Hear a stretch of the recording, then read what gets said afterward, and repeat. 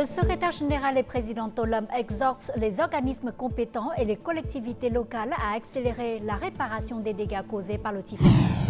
Les localités montagneuses du Nord s'efforcent d'évacuer les personnes des zones à haut risque de glissement de terrain, des régions basses et des zones inondables. Le déploiement de plusieurs modèles de développement économique contribue à réduire la pauvreté dans les zones montagneuses et frontalières du pays.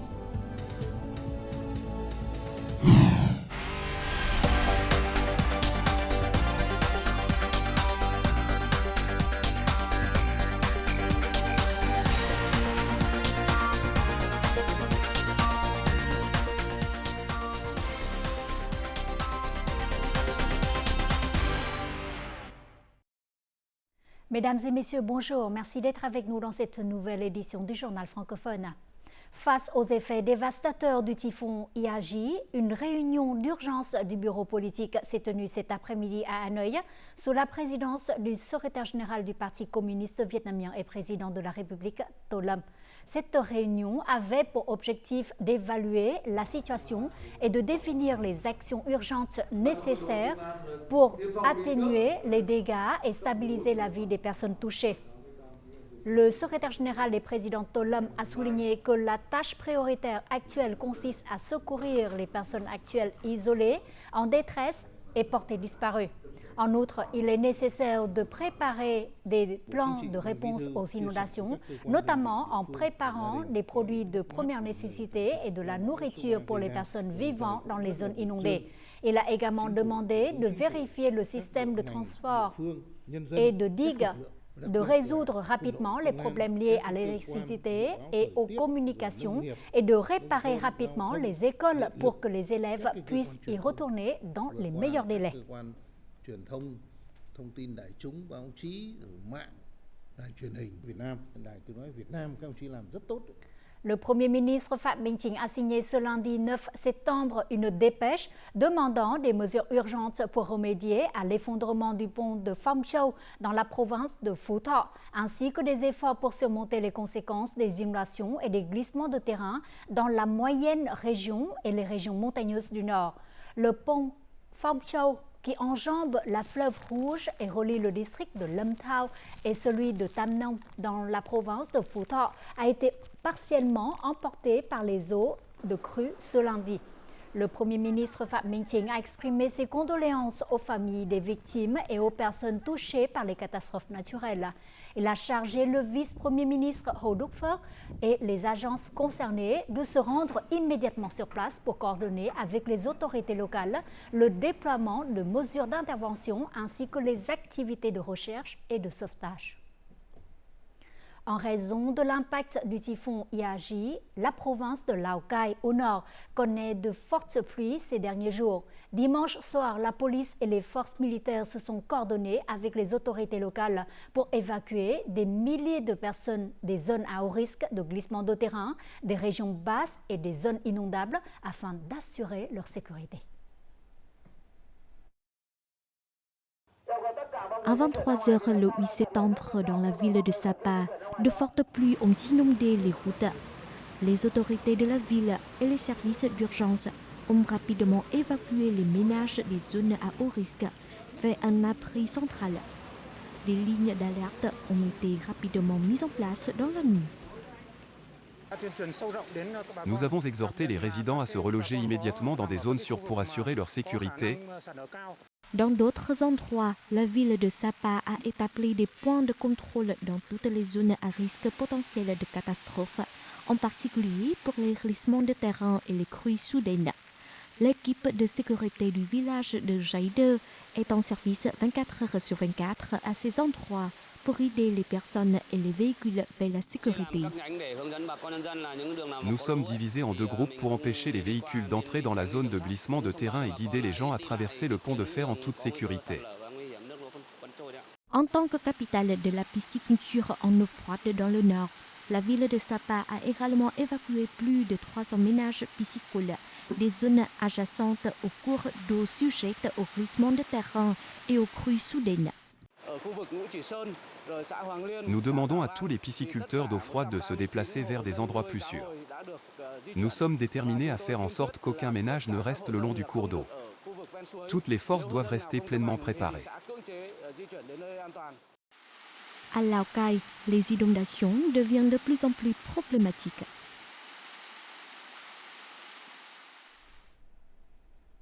Près de 25 000 arbres ont été déracinés à Hanoï. De fortes pluies et des vents violents ont endommagé 6 motos et 13 voitures, renversé des centaines de mètres de murs et de clôtures et provoqué l'effondrement ou la perte de toits de plusieurs maisons. Les districts les plus touchés par les arbres tombés sont Hoàng Mai, Long Biên, Nam Từ Liêm, Gia Lâm et Đông Anh. Les unités concernées mobilisent du personnel et du matériel pour dégager les arbres tombés et les branches cassées. Ces travaux doivent être terminés d'ici le 12 septembre. Les arbres rares qui ont besoin d'être préservés seront relocalisés dans des pépinières pour y être soignés d'ici le 15 septembre. La tempête Yagi, une puissante tempête sans précédent depuis de nombreuses années, a dévasté les provinces du Nord. Les provinces et villes comme Lạng Sơn, Quảng Ninh, Hạ Long et Hanoï sont les plus touchées. Parmi les forces qui se tiennent aux côtés de la population pour prévenir et surmonter les conséquences de la tempête, il y a toujours les soldats d'Oncle Ho. Plus de 10 000 soldats ont fait face à la pluie et à la tempête pour secourir les gens et les aider à nettoyer après les tempêtes et les inondations. Ils sont toujours aux côtés du peuple, quelles que soient les difficultés. Tout de suite, état de lieu à Hanoï. Dès le petit matin, après le passage de la tempête, les soldats du commandement de la capitale étaient présents dans le district de Thanh Xuân pour nettoyer les arbres cassés et déracinés. Il s'agit de zones très dangereuses où il existe toujours un risque de chute des branches d'arbres. Malgré des conditions météorologiques orageuses, nous avons mobilisé des soldats pour aider les gens à réparer les dégâts et à surmonter les difficultés. Plus de 10 000 militaires des forces armées de la capitale ont été mobilisés. Tout le monde sciait des branches, coupait et transportait des arbres. Ils sont dévoués et diligents pour aider les gens comme leurs propres proches. Les arbres et branches tombés bloquant la circulation ont été pratiquement nettoyés. La circulation sur les axes principaux s'est déroulée sans problème. Les préparatifs en termes de plans, de force et de moyens sont tous très réfléchis. Les soldats sont tous très professionnels. Les soldats ont apporté une aide rapide et ont dégagé les routes. Nous sommes très reconnaissants envers les soldats d'Oncle Ho. Les autorités locales des quartiers et des districts ont rapidement aidé les familles à surmonter les conséquences. La tempête numéro 3 a laissé derrière elle de graves conséquences. En période de danger, l'image des soldats d'Oncle Ho brille. Leur responsabilité et leur affection réchauffent le cœur des gens au milieu de jours difficiles.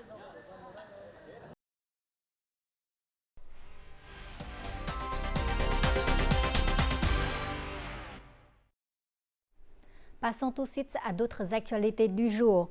Le président du Mozambique, Philippe Jacinto Nyusi, et son épouse sont arrivés à Hanoï, entamant une visite officielle au Vietnam du 8 au 10 septembre à l'invitation du secrétaire général du Parti communiste du Vietnam et président Tô Lâm et de son épouse.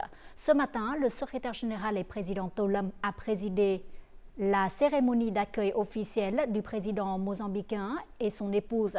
Lors de leur entretien après la cérémonie, les deux dirigeants ont évalué les résultats de la coopération entre les deux pays. La coopération économique, commerciale et d'investissement est l'un des points forts des relations entre les deux pays. En 2023, le commerce bilatéral a atteint 546,4 millions de dollars, dont 127 millions d'exportations vietnamiennes.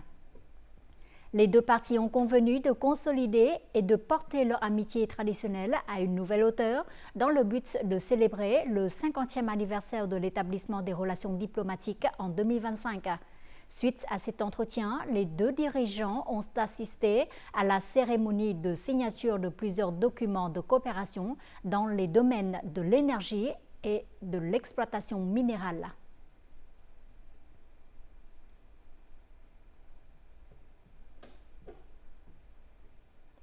Toujours ce lundi, le président mozambicain a eu une rencontre avec le Premier ministre Phạm Minh Chính, lors de laquelle les deux parties ont discuté des mesures spécifiques pour consolider la coopération bilatérale de manière substantielle dans les temps à venir. Dans l'après-midi du 8 septembre, le président de l'Assemblée nationale, Trần Thanh Mẫn, est arrivé à Moscou, entamant sa visite officielle en Russie et sa coprésidence de la 3e réunion du comité de coopération interparlementaire Vietnam-Russie du 8 au 10 septembre. Ce lundi 9 septembre, lors de son entretien avec le président de la Douma d'État, Vyacheslav Volodine, le plus haut législateur vietnamien a affirmé que la Fédération de Russie était un partenaire stratégique global de premier rang dans la politique étrangère du Vietnam. Il a hautement apprécié les résultats obtenus après 30 ans de signature du traité des principes fondamentaux des relations d'amitié et plus de 10 ans d'établissement de partenariat stratégique global entre le Vietnam et la Fédération de Russie. Les deux dirigeants ont convenu de renforcer leur coordination et la mise en œuvre des accords signés par les deux gouvernements, tout en multipliant les échanges de délégations à tous les niveaux. Tout de suite, les taux de change et l'indice de la bourse du Vietnam.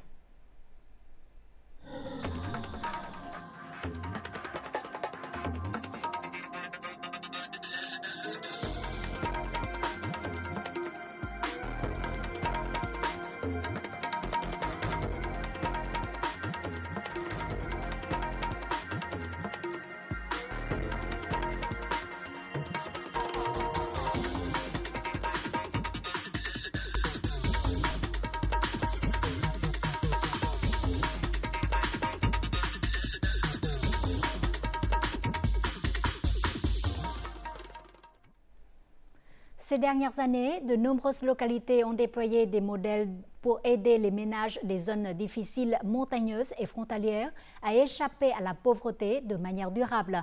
La diversité des modèles de développement économique est considérée comme une nouvelle direction pour les ménages pauvres et quasi-pauvres. État de lieu dans la province de Nghệ An, une localité dotée de nombreux modèles de développement économique pour aider les ménages à sortir de la pauvreté. Avant, la famille de M. Tính ne cultivait que l'acacia et du thé, ce qui rendait ses revenus instables. Il se consacre désormais à l'élevage de sangliers, de poulets et de 400 porcs épiques. M. Tính fabrique sa propre nourriture pour les animaux. Grâce à ses choix, ses produits sont vendus dans plusieurs provinces et son revenu annuel est de 250 à 300 millions de dong. Je veux emprunter davantage de capital pour me développer. Actuellement, mon capital est très limité, car le terrain ici n'a pas de livre rouge, donc je ne peux pas hypothéquer la propriété. Les banques politiques ont créé des conditions pour les prêts non garantis. Pour accélérer le rythme de réduction de la pauvreté dans les districts frontaliers, Nghệ An a dépensé plus de 13 300 milliards de dong en capital de politique sociale pour aider plus de 240 000 ménages pauvres et familles politiques. Il s'agit d'une source de capital importante pour aider les gens à échapper durablement à la pauvreté. La province de Nghệ An continue de se concentrer sur l'investissement de capitaux dans les ménages pauvres et quasi-pauvres des zones frontalières et isolées, afin de répondre au mieux à leurs besoins de développement économique. Alors que la plupart des habitants du village de Đô Chê ne cultivaient que de la canne à sucre ou du manioc depuis des années, M. Chet a transformé tout son jardin pour y cultiver des bananes. Grâce au capital politique, il a investi avec audace dans cette bananeraie de 2 hectares. Chaque année, il peut économiser 200 millions de dong. Les bananiers me rapportent 4 fois plus de revenus que la culture de la canne à sucre et du manioc. La conscience des gens est passée de passive à proactive. Ces dernières années, les gens ont pris des mesures proactives pour échapper à la pauvreté. De nombreux modèles d'évasion durable de la pauvreté ont vu le jour dans les zones montagneuses. Ce modèle de culture de reine d'acacia rapporte chaque année 300 millions de dong de revenus pour les travailleurs locaux. La force sous-marine est considérée comme les soldats silencieux dans l'océan. Ils sont toujours prêts à se sacrifier pour protéger la paix du pays. La volonté et l'amour pour la patrie des soldats de la marine se sont forgés au cours des 80 dernières années. Et pour protéger la souveraineté de la patrie depuis le fond des mers, la brigade sous-marine 189 a été créée, marquant un tournant dans l'histoire de la marine vietnamienne. Cet appareil a été fabriqué par les soldats de la brigade 189 pour remplacer les pièces produites à l'étranger sur les sous-marins lorsqu'ils sont endommagés. Fabriquer leur propre équipement les a aidés à réduire les coûts d'investissement. De plus, l'équipement fabriqué localement est mieux adapté à l'environnement vietnamien. Ces modèles d'apprentissage sont extrêmement utiles dans le processus de formation. La connaissance du fonctionnement des sous-marins est assez complexe et grâce à ces modèles, les soldats peuvent accéder rapidement à ces connaissances. En tant que force sous-marine de campagne, la brigade est équipée d'armes modernes, d'équipements techniques et de systèmes synchronisés avec ceux terrestres. Face à un environnement de travail complexe, les initiatives doivent être mises en œuvre de manière synchrone, complète et efficace. La brigade sous-marine 189 a été créée en 2011 et est une unité navale relativement jeune, notamment dans le domaine des sous-marins. Ce domaine exige que les soldats possèdent non seulement une bonne force physique, mais également une compréhension approfondie de l'ingénierie et de la technologie. Les 13 dernières années ont marqué le parcours de développement de la brigade et sa volonté de maîtriser la technologie moderne. Les missions sous-marines sont toujours difficiles et chaque situation d'entraînement est un nouveau défi. Tous les officiers et marins ont fait preuve de résilience pour surmonter les difficultés et les épreuves, déterminés à accomplir toutes les tâches assignées. La brigade sous-marine s'efforce toujours d'accomplir toutes les tâches avec des politiques et des mesures synchrones et drastiques. Notre objectif est de faire de la brigade une force révolutionnaire, disciplinée, d'élite et moderne, digne d'être la force d'élite de la marine populaire vietnamienne. Solidarité, discipline, secret, détermination à vaincre est la devise de la brigade 189.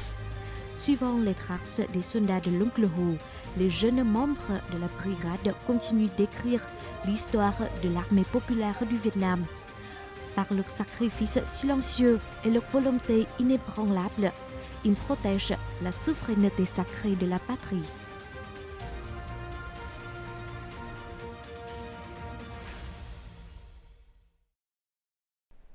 Depuis 2023, le 8 septembre a été choisi comme la journée de la langue vietnamienne à l'étranger.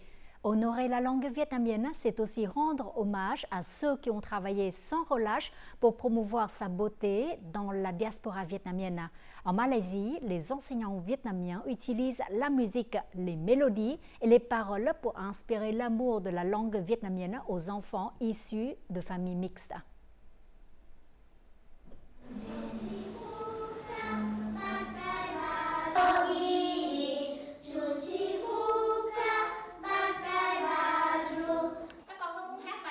Il ne s'agit pas d'un cours de musique, mais d'un cours de langue vietnamienne à travers des chansons traditionnelles pour enfants de Malaisie et du Vietnam. Lancé il y a plus d'un an à Selangor en Malaisie, le cours a attiré 14 élèves en présentiel et en ligne. J'aime ça parce que j'aime chanter. Je trouve le vietnamien très cool. Dans un pays où les enfants doivent apprendre 3 langues à l'école, l'anglais, le malais et le chinois, les enseignants ont choisi la musique comme méthode pour rendre les cours de vietnamien plus attrayants pour les élèves. Enseigner le vietnamien à travers des chansons et de la musique crée une atmosphère de classe vivante et intéressante, aidant les enfants à mémoriser facilement le nouveau vocabulaire et à maintenir leur motivation. Les mélodies des chansons transmettent également efficacement des émotions et des sentiments. Mon fils m'a dit qu'il avait hâte d'apprendre une nouvelle chanson, à l'origine en malais mais avec des paroles vietnamiennes. J'ai été surprise que les paroles vietnamiennes correspondent si bien à la mélodie.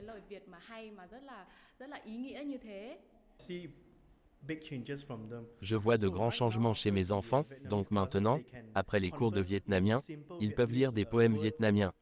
J'espère qu'à l'avenir mes enfants pourront communiquer en vietnamien. Après un an d'études, ce qui rend les enfants enthousiastes et fiers, c'est de pouvoir parler leur langue maternelle. J'aime le vietnamien, la langue de la patrie de ma mère. Maintenant, je peux parler avec mes amis vietnamiens. Depuis qu'elle a rejoint ce cours, ma fille parle vietnamien plus fréquemment et explore la culture vietnamienne avec plus d'enthousiasme. Elle me parle souvent vietnamien. Les chansons vietnamiennes aident les enfants à ressentir la richesse des tons de la langue et à susciter leur amour pour leur langue maternelle. C'est également la clé pour aider les enfants à découvrir la culture vietnamienne et maintenir un lien étroit avec leur pays d'origine.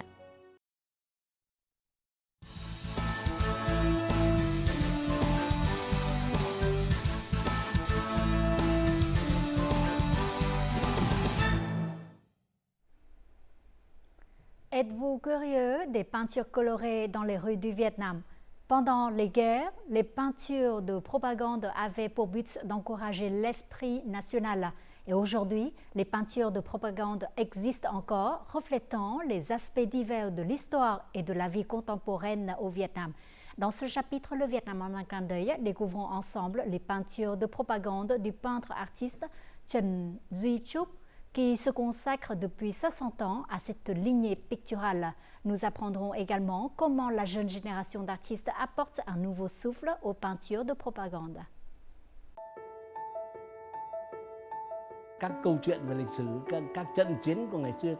Convoquer des histoires sur l'histoire, les batailles du passé, les héros nationaux, ce sont les choses que nous évoquons, c'est la culture. Un bon tableau est un tableau politique au nom de l'État afin que nous puissions créer de la propagande pour que les gens puissent voir et savoir immédiatement ce qu'ils doivent faire et apprendre de ce tableau. Il nécessite une explication approfondie. Âgé de 81 ans, Trần Duy Trúc est actuellement le plus âgé des peintres de propagande au Vietnam. Il a commencé à peindre pendant la guerre de résistance contre les Américains. Ses œuvres ont contribué à encourager l'esprit combatif de tout le peuple.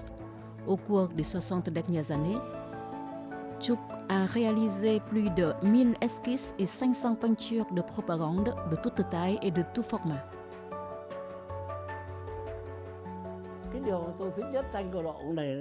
Pendant la guerre, ces peintures étaient largement diffusées auprès de tous. Par exemple, durant les raids américains sur le Nord en 1965, je suis allé moi-même à l'endroit où l'avion américain s'est écrasé pour esquisser ce qui se passait. Ainsi, mes peintures de propagande avaient un grand pouvoir de persuasion.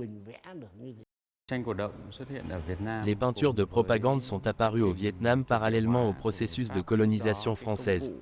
À cette époque, l'image de propagande était le moyen de communication le plus efficace.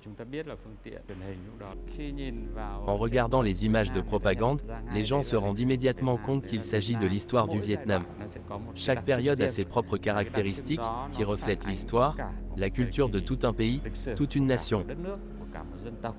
Les peintures de propagande sont très variées en termes de sujets, de couleurs et de style.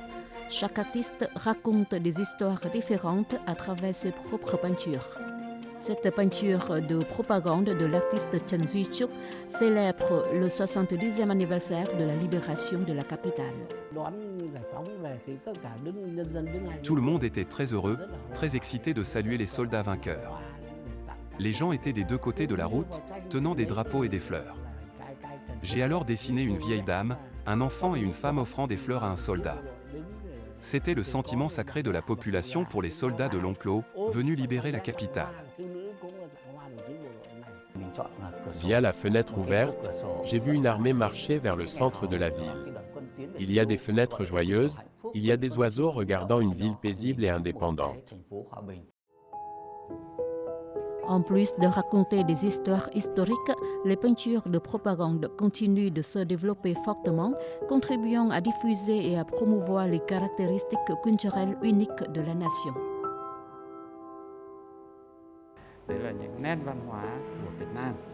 J'ai choisi une fenêtre qui me rappelait ce jour héroïque.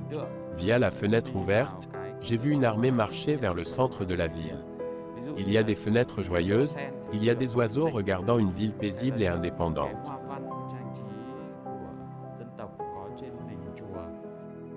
Les peintures de propagande au Vietnam reflètent les caractéristiques culturelles du Vietnam.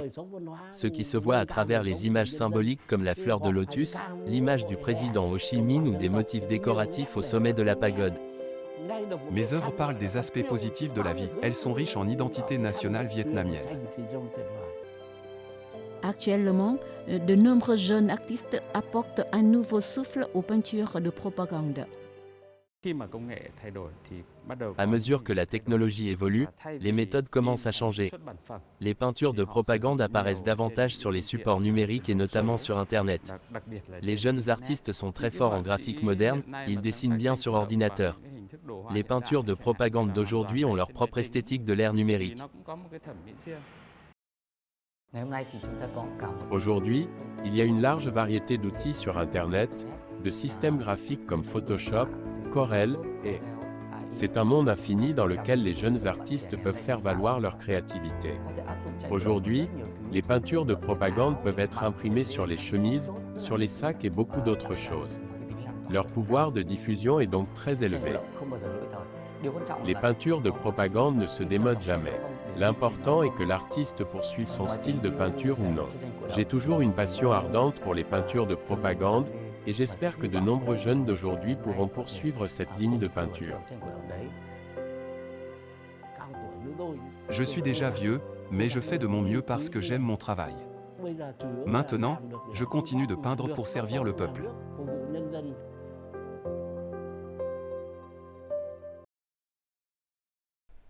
Voici les prévisions météo dans les principales villes du Vietnam.